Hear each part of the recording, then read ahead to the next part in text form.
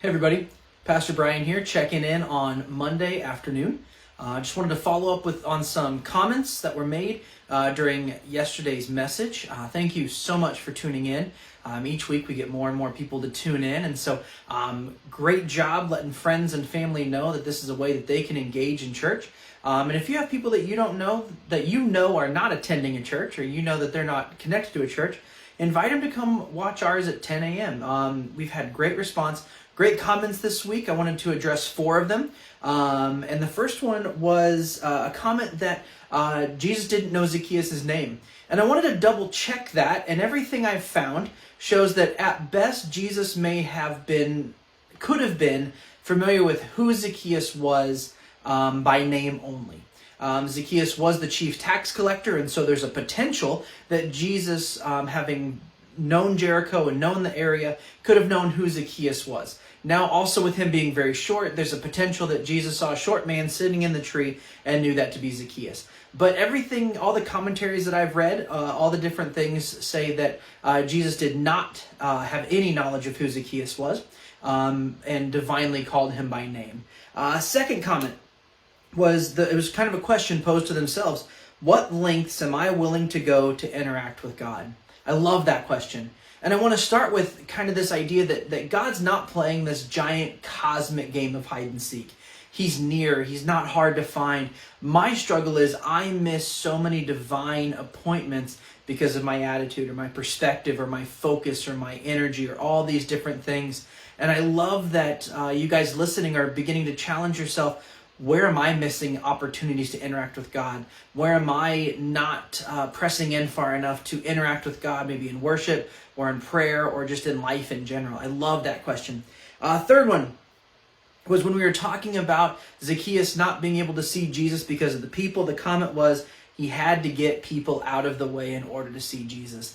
This is one of my favorite and also least favorite parts of the message I gave yesterday. It always starts from this quote that I've heard from Mahatma Gandhi, and I'm going to read it to you. It says, "I like your Christ.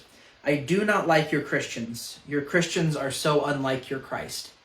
And I said yesterday that we are really poor representations of Jesus, and I am maybe one of the worst. I can't express how great Jesus is compared to how bad I am.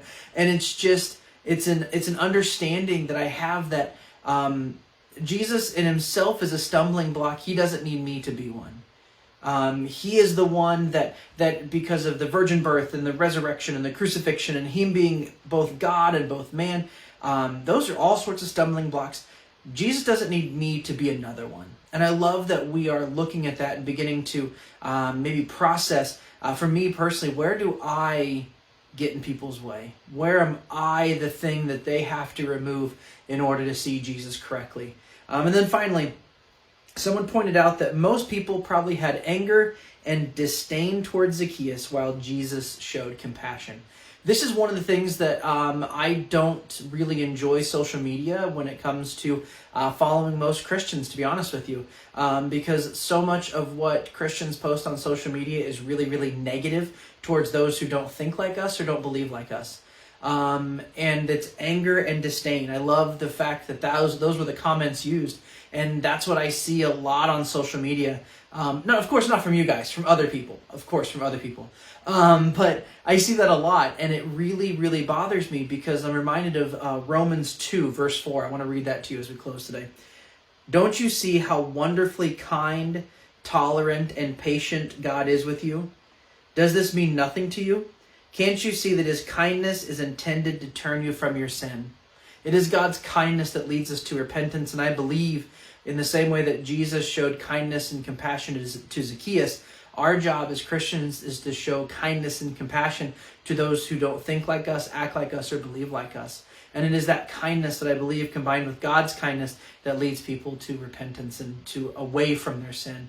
Guys, thank you so much for tuning in and checking in. As I answer some questions, respond to some comments, make sure they keep coming. I love each and every one of you. Stay safe, stay at home as best you can. If you need anything, please reach out to the church office, the staff, or the elders. Again, we love you so much. Have a great, great Monday.